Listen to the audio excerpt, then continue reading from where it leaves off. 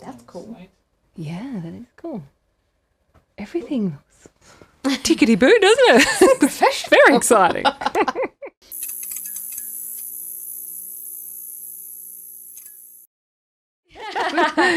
Lissy Elliott, you have been selected as the 2024 Feast front cover artist. Congratulations. Thank you so much. It's very exciting. We're very, very excited to be featuring your commissioned art piece on the front cover. Can you tell us about your concept and what you submitted around the theme transformation and your story behind your piece? The way I interpreted the theme of transformation was basically by taking these discarded little paint pieces and it's sort of, they kind of represent, for me, I thought, okay, well, they can represent the way that I have felt discarded, or the community at times will have felt discarded or overlooked or cast aside for the dominant culture, and then brought together to create something new. So for me, I suppose the symbolism of this piece is these discarded paint pieces, while they were headed for the recycling bin, I looked at them and I thought they're actually quite beautiful. I can, like, all together in a pile, they look amazing. I think I can do something with those, and that sort of became the basis of how and why I created the art, but the meaning on top of it is, represents our community and how we can feel discarded, overlooked, or ready for the recycling bin, or ready for the bin, or any of those feelings as we face different rejections or feeling sort of dispossessed in our own space or our own homes, we can come together as a group in forums or in festivals like Feast and create something new that's actually really magical, really special, really inviting and involving and magical, just, similar to this piece. I'm not saying that my piece is magical, but I'm saying that the impact of something that was formerly about to be discarded coming together can create something really beautiful and new all together when it comes together.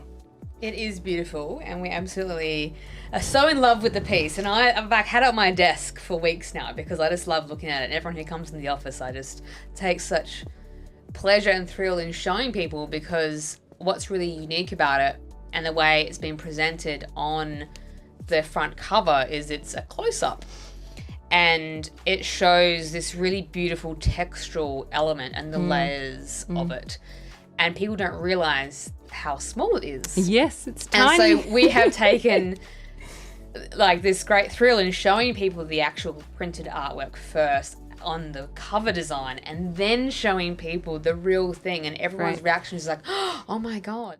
I've always drawn as a kid, always loved creating, but probably started with an exhibition back at the Weedy back in, I think it was 2004. I was really upset about the political situation at the time. I think John Howard and George Bush were doing a lot of terrible things, and I was just, really mad about, the way that they were handling the, everything that they were doing, the war, the children overboard, the sending back the boats, all of those things, and I was just so mad about it. I was in a little country band at the time, and we were always at the Weedy. We performed at the Weedy all.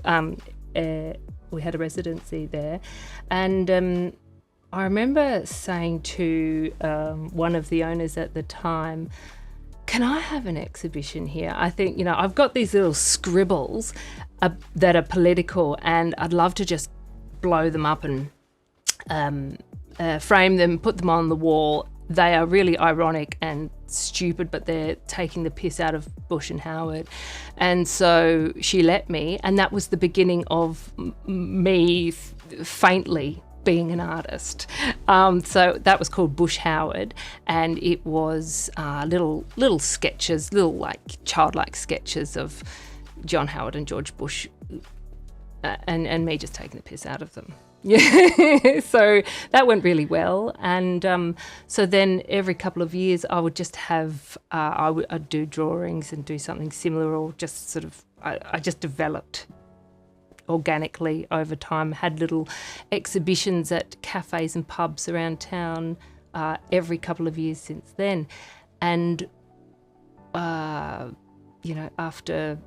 our first baby was born, we got a lot of cards. Like, we got over 70 cards congratulating us. I thought to myself, maybe I could put my artwork onto greeting cards and prints, and so I sort of got into a bit of that.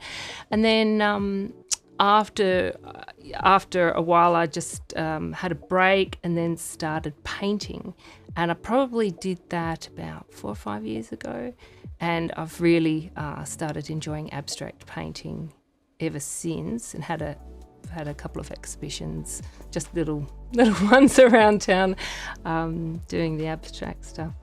Wonderful. Some of my earliest memories of Feast were the huge Feast launch parties. They were enormous. They were so much fun. I think at the Feast Festival launch parties was the first time I saw drag kings and fell heavily in love with them. I remember, just loving going to see a lot of the forums that happened at the Feast festivals, the films, the shows in general, a lot of the singing, and the picnic in the park. We always loved the picnics. Yeah, I also just loved that feeling of, no matter where I went for the Feast Festival, I always felt welcome, and like I was just really proud to be there. I didn't have to do anything to feel proud. I just had to be completely myself, and I felt proud being a part of this community. And it was such a rare feeling, because the rest of the time you're feeling other, and to come to this queer space, I just thought to myself, this is amazing. I feel like I totally belong here. But the Feast Festival gave me lots of opportunities as a young person way back when I loved theatre. So, I was able to join little theatre troupes that were set up. There was a little show called Queer Shorts, and another year there was a show called Lesbian Shorts, and I was allowed to be in both. We just workshopped all these skits and had a great time and performed them, and they were fabulous. And when I was in a little alternative country band too, we performed at Feast a number of times, and the audiences just were so supportive. The younger baby like me would never have imagined looking forward into the future and seeing the older, nearly 50-year-old me having won this coveted position of, the cover art for the festival. I think because Feast has been such an important part of my life for all of the years, for the last 3 decades, it just feels so like a full circle moment. I just feel so proud that my art is on the cover of the Feast Festival program, because the Feast Festival has given me so much over the years. I had an exhibition for the Feast Festival in, I think, 2016, and that was a bunch of my drawings. That was, I freehand draw and then add the colour digitally. And I had an exhibition called the Rainbow Collection, and that was at the old Urban Cow studio just before it got knocked down. So that was wonderful. I felt so proud and honoured to get into that space, that iconic space, before it got bowled down. But also I asked Penny Wong to open it for me, and she did. So that was an amazing, gorgeous, fabulous sort of moment as well that's etched into my memories. I think, with the rise of the right, the right swing that seems to be happening at the moment, I think it makes you stop and realise that you can never take any of our rights for granted. Like, you cannot assume that just because we've made a lot of progress in terms of our personal rights, I think the way that the world's going at the moment, I think it's making me realise that you can't just take those things for granted. So, festivals like this that have queer visibility, that show the broader community that we're here and what we look like, what we do, how we express ourselves, and how we make art, however that might look. It shows the world that we are here and we're completely diverse, and we're not going away. We're a part of the fabric of society, and it also helps to show our community the same visibility that, we are here. It's okay. You're covered. You can come along. You can express yourself. You're safe. You're welcome. All of those sorts of things. Queer stories matter because we are here. We always were here. We continue to be here.